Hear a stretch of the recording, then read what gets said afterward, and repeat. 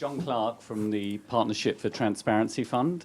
I wanted to pick up on a point that Andrew made, which was that the need to take as a starting point the recipient view rather than the provider view, and ask the question, who is the recipient?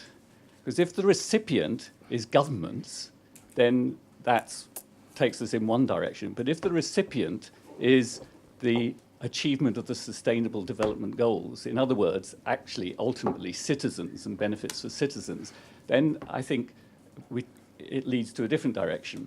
And in particular, I think there should be more emphasis on the SD and less emphasis on the O.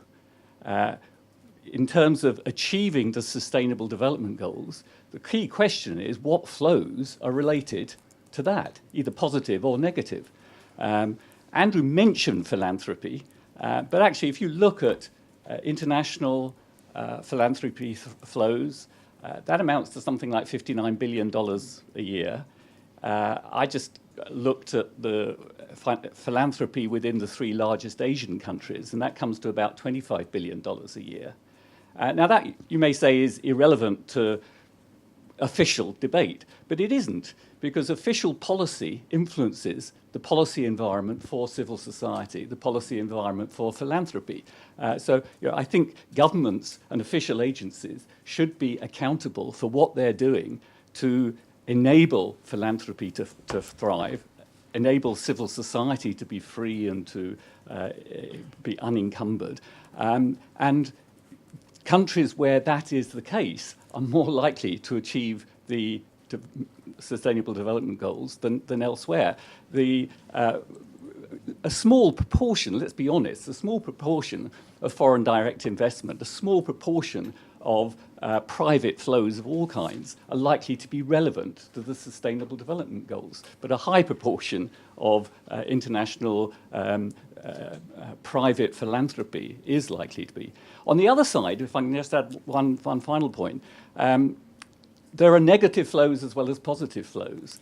And I think if we were looking at an exercise to really look at financial flows that are relevant to the country's chance of achieving or barriers to achieving the SDGs, a huge great issue is illicit financial flows. I mean, I think, Paul, you touched on that in a way. But I think it's absolutely staggering in today's age, where you can calculate to 3 decimal places how much official development assistance there is, that there is a complete uncertainty as to the level of illicit financial flows. Very little, I mean, but it's likely to run into the tens, if not hundreds of billions of dollars a year. And that seems to be much more important than many of the topics that have been discussed so far. Thank you. All excellent points. Romilly, and then gentleman at the back. And then... Thank you, Romilly Greenhill from here at ODI. I have a question, I guess, particularly probably for Brenda and Shari about the non-DAC donors, because I agree with what many people have said. I think this is a really useful concept. I think this is a step forward for us from sort of knowing an awful lot about ODA, as the last speaker says, and not very much about lots of other things. I think it's helpful if we kind of widen that circle at least a bit with TOSD, but I think it's only really going to be useful to the extent to which non-DAC donors adopt this, report to it. We could get comparable statistics on the sort of ODA equivalent and non-ODA equivalent figures for the non-DAC donors. And I'm just wondering how that process is playing out. And particularly, my question is, how much ownership are they going to have over something that is being developed in the DAC in this kind of consultation forum? Are we going to have them reporting to the same standards and the same commitments? Gentleman at the back. Right at the back, over here, sorry. Thank you. My name is Adam Al-Harika from United Nations Economic Commission for Africa. And my question has to do with the question of when is ODA or TOSSD more effective? And I think that question was debated in Accra 2008. And there was a consensus that ODA aid is more effective when it is tied to recipients, priorities, and development strategies. And we know for sure that the African countries that are making the best progress in terms of social development over the last 15, 20 years are the countries that have their own development strategies and long-term development plans and visions. And ODA that has been more effective in this context is the ODA that is provided to support country-owned development strategies and visions, and specifically budget support. My concern is that the concept of TOSSD will dilute support to these countries. And what are we going to do in terms of making sure that these resources are aligned to countries' development priorities and strategies? I think the issue of concern now is to see how TOSET is aligned with country development priorities and strategies, and how is it going to affect, in particular, budget support to developing countries. These are real issues to consider when measuring and defining TOSET components. Thank you. Thanks, Adam. And everyone is raising extremely important points. I'm going to take maybe three more. I've got Graham, then Tony, and then, yes, at the back. Okay, four more, yeah. Hi, Graham Gordon here from CAFOD. I think just to a question of clarification, really, about which countries we are including in the discussions. So I think if you look at traditional OECD DAC 0.7 flows, it's quite clear who the donor countries are, who the recipient countries are. The SDGs are a universal agenda, and I think the assumption has been, it seems we're talking about flows to the countries where flows were originally going as part of 0.7. In the UK, we will be developing plans to meet the SDGs. Some of the money for that will be coming from taxes that our countries pay in other countries and from other flows, from philanthropy within the UK to, say, nature charities who are looking at sustainability issues. It doesn't seem as though we're talking about that, but just be good from my perspective to clarify when we're talking about which countries are we talking about in terms of recipients, in terms of donors, and how do we include some of those domestic flows. If we include them for a country like Brazil, do we just exclude them for European countries, for example? So, I mean, that, yeah, it'd be just good to know if that is part of the thinking and how it's included at the moment. Great. And then coming over here. And this short pause gives me a time to plug a report we wrote in 2014, where we estimated, if we looked at all of the financial flows in and out of developing countries, we estimated that twice as much was coming out as going in. So who is the donor and who is the recipient? It's always a good question. Tony. Tony Tuhan from Ibon International from Manila. Just to preface my question with, I think the points that have been made by ODI, Brookings, and your dad are very important, and it also influences our thinking on the question on TOSD. Indeed, the recipient is more important, I think. And there's also the question of flows such as the chapters that you have in Busan on climate change, on illicit flows and so on, that can be taken forward for TOSD. But my question relates more to the question of feasibility. First, you know that Busan also, fared. It was promising, but after that, you have this problem with the South, with the BRICS donors, principally. When we're looking at TOSD, you're looking at China and the Islamic as key contributors. But since this metric comes out of OECD, it makes sense that probably it should move to UNDESA. And you avoid then the geopolitics of the issue. for me, it becomes a question now. If it's very good what OECD is doing, but what is DESA doing about it? Because in the end, what the structures, the bureaucracy to create that has to be coming from DESA or the UN.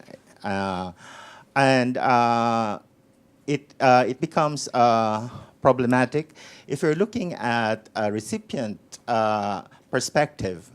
Then it looks at the capacity of developing countries to set up the structures to monitor this and so on, and that's not going to be OECD.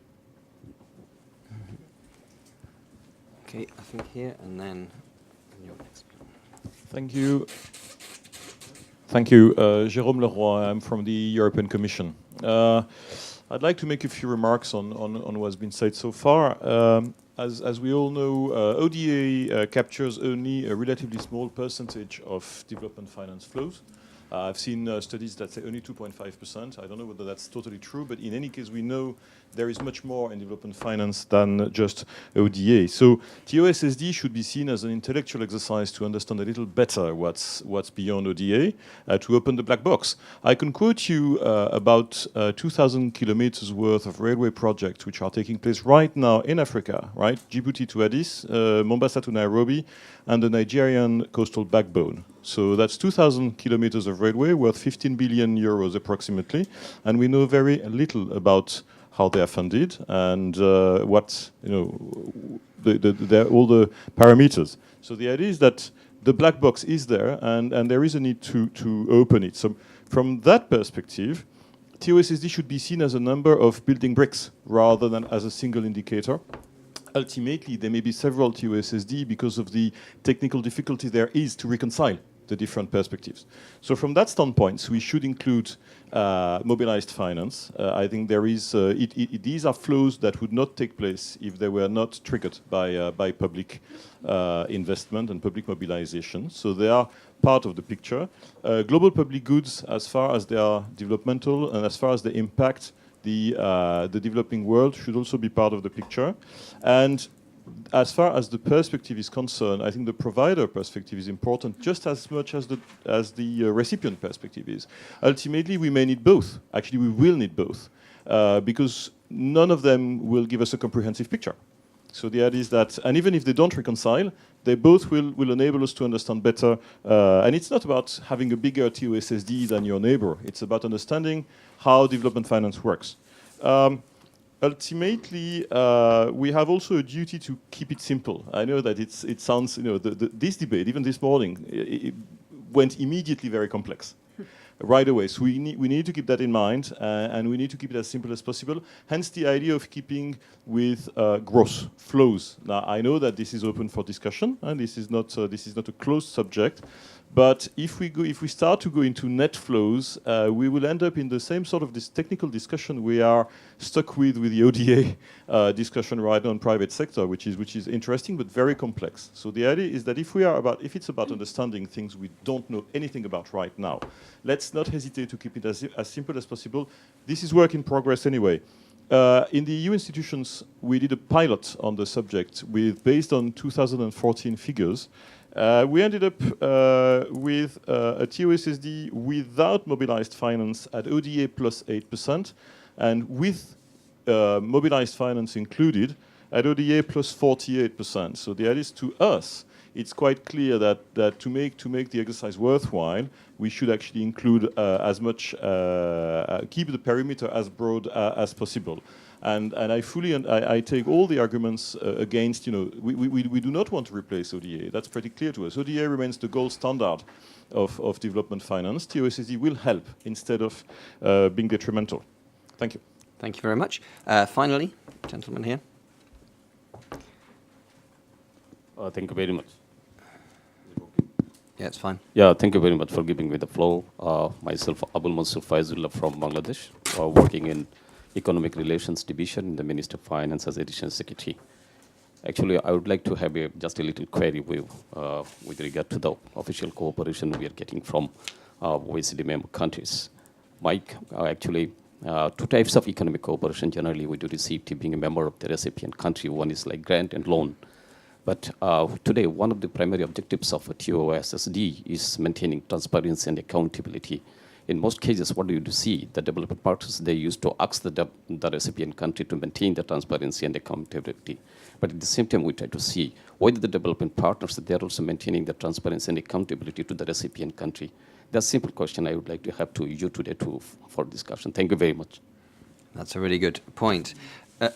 Excellent questions and comments. I'm going to come back to the panel, give everybody a chance to respond to the ones that were either directed at them or that they feel the need to. But I mean, in amongst others, John was asking, why not, who is a recipient? Government, citizens? Why just look at official flows? Why not look at negative and positive of all kinds of flows? Romilly, what about non-DAC donors? Why would they adopt this? Would they adopt this? What impact would that have? Adam, about the importance of, if we know that development works best when it's tied to national strategies, how does this tie in with that basic understanding of how development works? Graham, about who are the donors, who are the recipients, but also what about domestic flows and other ways that people might contribute? Tony, asking a very good question as, what is the incentive for some of the key countries, the BRICS countries, to participate unless it moves to a forum in which they themselves have a seat? And then Jerome making, a plea for a broad perimeter, as you called it, for capturing the maximum possible. And Abdul making very good points about, if we really want transparency and accountability, let's focus on what the donors could be doing more on that front. So I guess in this order, starting with Andrew, whatever you would like to say is up to you, Andrew. No, I mean, first of all, I think a lot of people made some extremely good points, which should, and I think do already inform the process going forward. I think to John's point about who is a recipient, I do agree with you that the O is overemphasized. And I think that's one of the problems potentially with TOST. But the difficulty then is you have to decide, as we try to decide, what is the effect of the funding? Is it in the public interest? And how do you define the public interest? If it comes from somebody who may have a banal profit motive in financing that railway line or whatever it is off budget. But it's still very important in terms of if it is, and that ties in with the question of linking it to recipient partner priorities of our friend from UNECA. If it's I just came back from Indonesia, where they have a very long list of projects they wish to finance, and frankly, they'll take money from a PPP, from off-budget solutions, from all kinds of things, but it is a project which is in their list of priority activities. Is there a little bit of give and take? Yes, for sure there is. But so I think panning away from whether the agency that is the actor that is providing is official or not official is important. That leads you into the question how wide you should cast this nest. Definitely the philanthropists. But then what about remittances? What about, some forms of FDI, even though the net gross question very much applies there. They actually extract more in returns. That's the whole idea. Than they do in original financing. So I think that's trying to keep in mind, does it contribute to the SDGs? And then what is the lens that you use to measure that point? Is the sort of gold standard, but it is actually quite difficult since the SDGs in particular are themselves so broad to nail it down.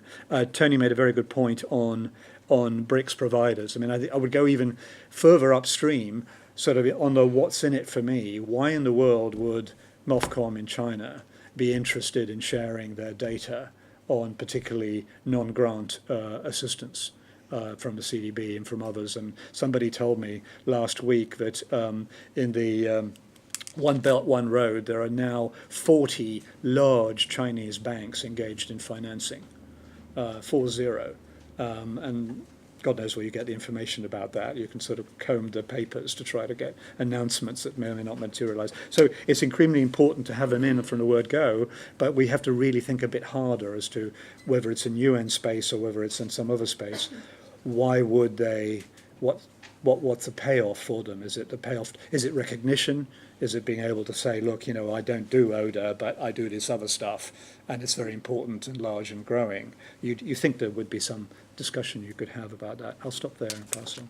Okay, I'm going to move to Brendo. Just to remind you, you can hashtag TOSSD or at ODIDev if you're engaging online. And I've got some questions that come in which I'll ask specifically to the people they're directed at. Brenda. Thank you. Yes, I think the range of points that we've heard, they're all very important, and they kind of illustrate the importance and the complexities of this task. The questions around who's included? Is it the SDGs? Is it looking at a universal agenda? That's every single country in the world, or are we focusing on just the countries that are eligible for ODA? And I think one thing we need to agree is a narrative around this. What actually is it for? And then from that, and Sherry, you said this will flow a better sense of what's in it and how it's reported.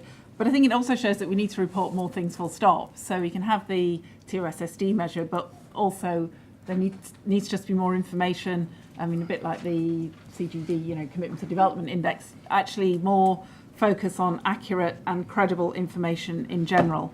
But I think with TOSSD, there's a number of key questions where we need to agree what primarily is this for, and then from that will flow the view that we take and what's in there. Romilly's point about engaging non-DAC donors, I think that's very important for it to take us any further than ODA, frankly. And in points that others have made and Andrew just made now, that shows that the way in which this is put together has to be developed with the large southern donors, and there's interest in this not just from the point of view of knowing more about what's happening. I think that for the global commitments that were made last year to be delivered, everyone needs to feel that everybody else is making their contribution. So it's crucial that we find a way for this to work. We know from working with the OECD members that the measurement and reporting of ODA has been a major incentive to keep flows moving, and we've seen aid resources go up even through the global financial crisis. Is that the incentive that will work with the BRICS? We don't know, but we have to take that conversation to a space that's legitimate for those countries. Certainly will say that when the developing countries demand this information, that has power, and we've seen, say for example with the monitoring survey of the Busan Agreement, that we are able to capture flows from China and countries like that because they're on the books of the government, or the governments themselves are asking for that information. So that's something we should bear in mind. Very important questions, I think, from you and Eka, and that was one of the most powerful lessons from the Paris Declaration, the evaluation there, that if a country has clear priorities, and often where a country translates that into an act of parliament that tells the partners where they should engage, aid has much more impact. And I think that knowing more about what potential flows are available through a measure like TOSSD can guide some of the traditional donors to look at how to help countries harness that. And I think, as Andrew, you said, in Indonesia, having the example you quoted, having a plan that with the information on what potential finance is available, the government's own plans can be better informed about how to finance a strategy and gather more information on how to push back on those partners that may be, whether you can push back on them or whether it's simply changing the enabling environment so you incentivize different behaviour. But having the information makes a difference. But very much agree with you that the alignment, the ownership is key. Which countries are we including? I think again we've a bit challenges there, but we need to decide on what this is for. And agree with all the points about we need more transparency, and there needs to be accountability on all sides of the table. But having more information and giving it some international profile will help shine a light on behaviours and provide the basis for the discussions that others have mentioned that we need. So, thank you very much. Sherry, I'm going to move to you, but you've also got an additional question, lucky you, from Teresa Reyes from ILO Geneva, which, if I paraphrase it, is I think you made a point about domestic and international resources, and it's a question about, is there something specific about international resources because of currency issues that we should think about those differently in some way? Okay, great, thank you. Let me start with just taking a step back, because I think we do have a framework. So there was a discussion about that incorporates all of these issues being discussed, including this issue of currency issues and capital account volatility issues that are unique to international flows. But which all countries in the world agreed to, the Addis Ababa Action Agenda, which looks at every single, and which looks at all of these flows, and we also need to follow up on all of those flows, so that this is being discussed in UNDESA. It's being discussed by all this is the interagency task force that's brought together all the agencies. It's not just UNDESA, actually. We're working with all the UN agencies. Much of the information being discussed is currently being reported by different agencies, some by UNCTAD, some by the bank, some by the fund. So we're talking about information that's being covered everywhere, and that's all part of this agenda. So, for example, someone brought up the issue of illicit financial flows. That's actually one of the SDG indicators, but nobody knows how to, forget about not having the data to measure it, we don't even have a definition of what it means. And then after that, we have to think about, once we have a definition, how difficult it is to measure some of those flows, which are illicit for a reason. I mean, they're illicit, so therefore they're harder to measure. The task force just 2 days ago, I think, had its first meeting, because in Addis, the task force is tasked, or the international community is tasked with coming up with a number for that, which is difficult with no definition. So we just had a meeting with all the agencies of the UN system to talk about working together to try to do that. Once we have some ideas, we will open it up to civil society, to others. This is a long-term work program, not a short one. But it's just, this is happening in all of these different areas. These discussions are starting. The bigger problem, the question I think to me that TOSD really raises is how does one simplify some of this? And so how do you present it in a simplified manner that's easy to understand? And the contrast between simplification, as I said earlier, the problems between simplification and then distorting or losing all of the information and simplifying it. And I think these are some of the challenges. To me, actually, I think this idea of opening up beyond official may be the wrong way to go because of the problems of adding things up. So I think more that perhaps following the structure in Addis, where they have 7 chapters, and there's a chapter on international public finance, is maybe a better way to sort of follow the format, the framework that's already been developed by countries, and say, let's focus on that piece of it. The question of levered money, I know, the private finance levered by public finance is has its own controversies and et cetera. But that's actually in that chapter to some extent, so it could still be debated but I think that maybe keeping somewhat to the framework that's already been thought of might be an easier way to go about this, which doesn't mean not including those numbers, just including them separately, which is how it's done it's in another chapter in the Addis agenda, as is debt. So, and then I just wanted to add to that there are, just in terms of recipient countries, what that means in a global agenda. It's harder to understand, especially when we start talking about global public goods.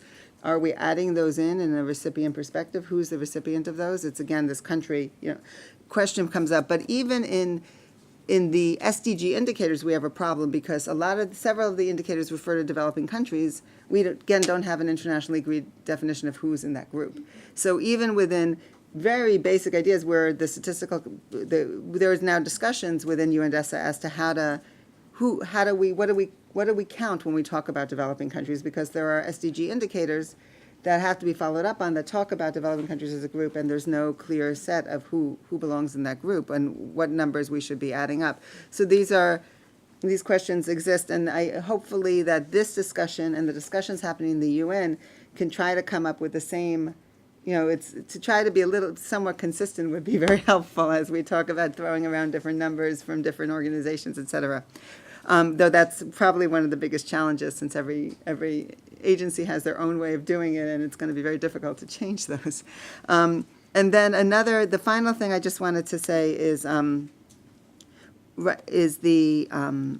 well, to quickly go back for a second on the question of international, yes, there are current account issues, which is a whole another set of issues of volatility associated with currency issues that do have to be understood. But again, when you're thinking about how much money is available to me, that's with all of these flows, they're quality questions. So you could think about the question of the volatility associated with currencies as one of the important quality questions, but there are also questions of when we talk about philanthropy. I mean, some philanthropy money is going to be directly involved with and have different quality than other money that's in philanthropy that's very tied to the donor's interests and less. So in public finance, in all of these areas, there are enormous quality questions. And this is, I think the volatility question is one of them. So it's, and the important thing about ADIS is that it really stresses the impact of flows as well as the number. And I also worry that we don't end up with a number that makes it look like flows are so enormous without thinking about what are the impacts of different types of flows and the quality associated with that. So I probably talked too long, so I'll stop. No, those are really good points. I think that quality issue is inherently difficult in this discussion because, if you like, the way TOSSD is framed is trying to say we're going to look at the good stuff. Mm-hmm. We're going to count the good stuff, but what you regard as good stuff and what I regard as good finance might be quite different, and it might vary from country to country. Paul, you are very popular online. However, your questions are all about Zambia and how it's going in Zambia, and so I guess you can answer how you like, but you might want to relate some of your thoughts about how this might have an impact in Zambia, I guess. If you can, otherwise feel free. Well, it's very difficult to make reference to Zambia directly because, like I said earlier on, this conversation hasn't really broadened out to the larger side of government. It may have gone into civil society and their engagement, and for me, that's one of the pluses of this particular meeting. I don't know the back of this meeting as to where it's coming from, but my perspective concerning policy influence is that the wider or the more independent voices that speak to government concerning what is ideal, the better the quality and value of the policy choices that government does make. And so from that end, if those questions are coming from the civil society side, I just want to express my commendation and appreciation for that, and hope that would be avenues that would allow governments to change and adapt that which is good. So I may not have answered the questions themselves that are being raised, but I did have one or two observations that I wanted to make, and that's concerning the process of formulating what we're hoping to formulate, which we haven't yet defined. Often global change tends to happen through branding. Whether you're in the private sector or the public sector, you brand what you're doing. And so when you're going for a climate change summit, you brand what the ideal is, and as a result, it gets thrashed around, and eventually you've got your product. Now, here's a case where we have challenges, because even as we try to brand what this whole TOSSD is about, the elementary components that are meant to make it are themselves not yet fully formulated. And so there is the challenge as to what it is that we really want to do. And so we begin to mix the idea of form and function, because at one level, what is the function that we want to attain, the forms are not yet pretty well defined, and so they themselves need to be questioned concerning their function and the elements that make them. And so when we speak of TOSSD, as I've heard it initially, it was almost like it was a composite index. Whilst as from the conversation that's going around, it's quite obvious we need to stage the development of the eventual formulation, or at least appreciate those places where it has been very well formulated in the elementary components, and choose out of those what we really mean by TOSSD. And so for that reason, I would want us to reconsider how it goes forward as a defining process, because I do think that there are some important players who are not at the table. And I speak that way because I think when I look across the room, it's a relatively Eurocentric ideal, not because the rest of the world may not have a sense of its importance, but because the conversation really hasn't been amped up within their context. And so I would look to trying to get groups such as this to facilitate and strengthen the idea of the conversations around the issues we're facing in developing country contexts, particularly not so much individually developing countries, but the regional groups at which a lot more policy gets momentum. The gravitas is larger there. So that's point one, the element of how we brand where we're going, because it's because of its current not having been developed as far, it's easy to be dismissive of it, when in actual fact there could be great value in it. And so that's the reason I'm making that particular point.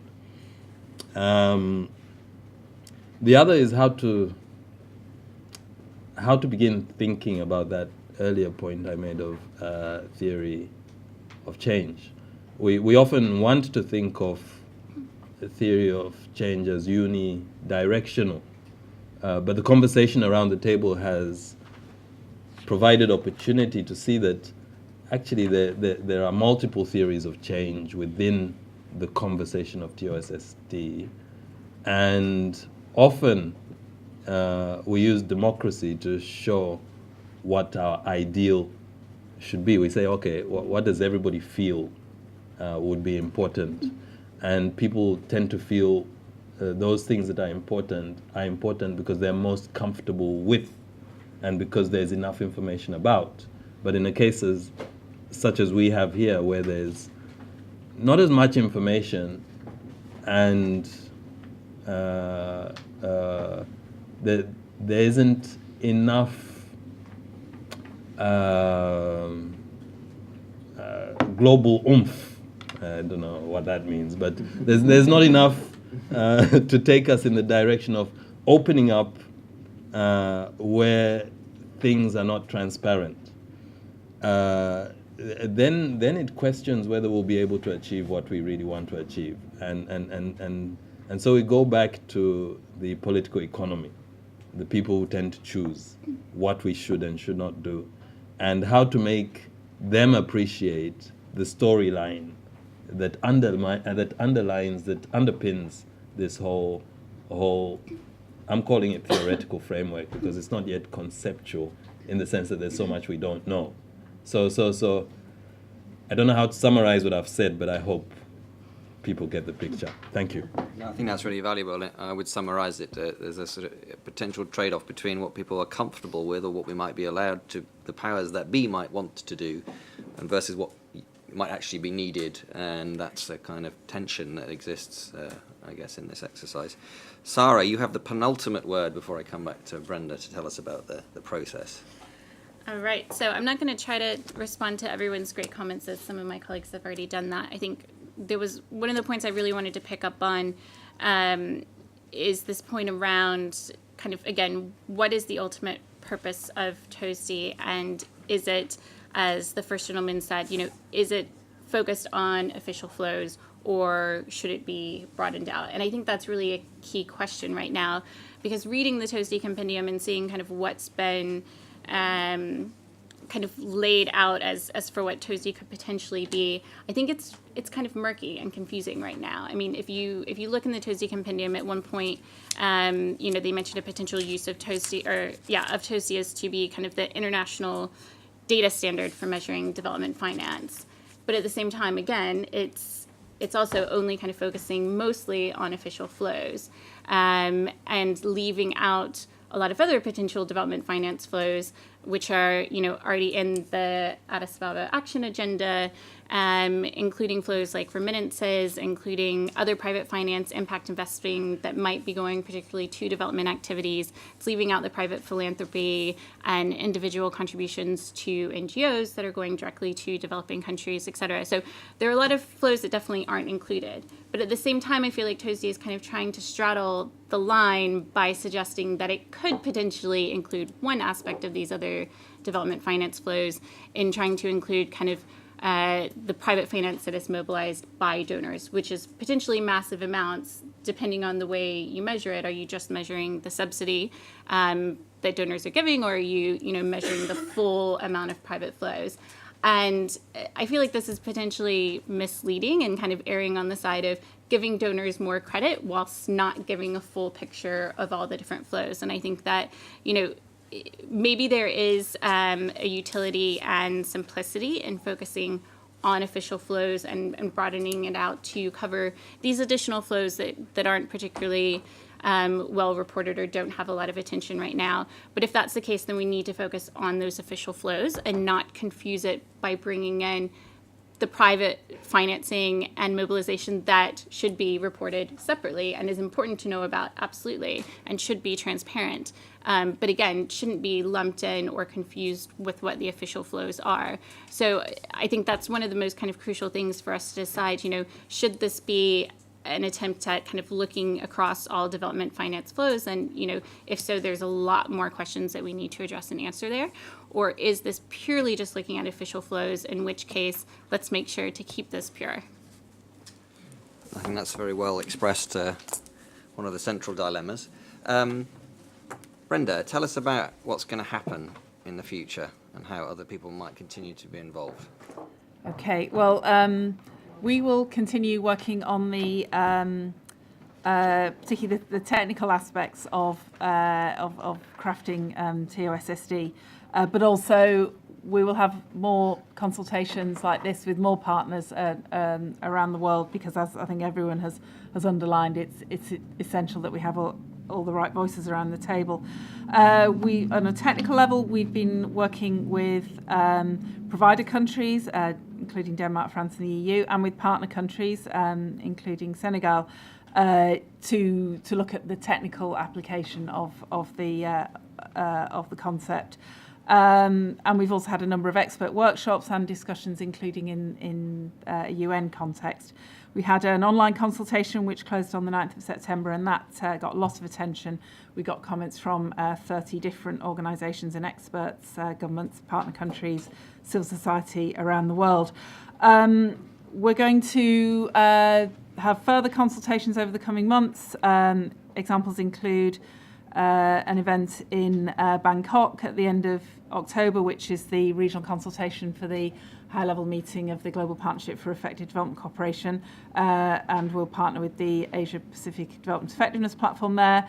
We are going to have further TOSSD pilots in partner countries, including in Asia. We invite all of you to attend the high-level meeting of the Global Partnership for Effective Development Cooperation in Nairobi at the end of November, beginning of December, and there'll be a side event there with the network of southern think tanks to look at transparency and accountability of development finance reporting. So that's an example of something that's being organised. Whilst it's being organised with think tanks, it's being organised with South-South cooperation providers. We'll have a second round of consultations on the next iteration of the compendium of TOSSD, and that will take place over the next 4 months or so.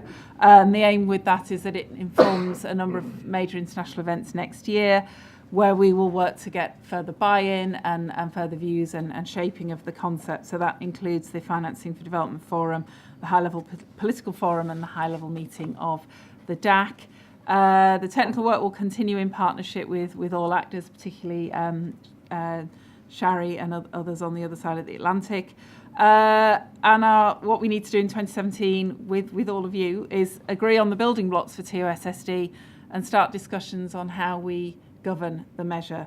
So strengthening the collaboration with the UN is a priority. I think, as many of you have said, this needs to be anchored somewhere where it's legitimate and where it is truly a globally accepted measure. We need to find agreement on the main building blocks, and I think we heard from Jerome that we've got bricks here, and I personally feel that there's a number of things that already exist that we could build on rather than trying to get the philosophy right. Let's look at what we can actually do to make it work pragmatically. But we'd aim to have TOSSD inform the SDG follow-up in 2019 under UNGA, and that we'd be able to provide preliminary figures and discuss the governance mechanism for the proposed measure. The 2017 Forum on Finance for Development and the High-Level Political Forum next year will be important opportunities to review the second version of the compendium and look at how we can find multi-stakeholder approaches for governance and oversight with the UN system, possibly through an international roundtable on TOSSD governance to be held in the margins of the High-Level Political Forum. So it's to be continued.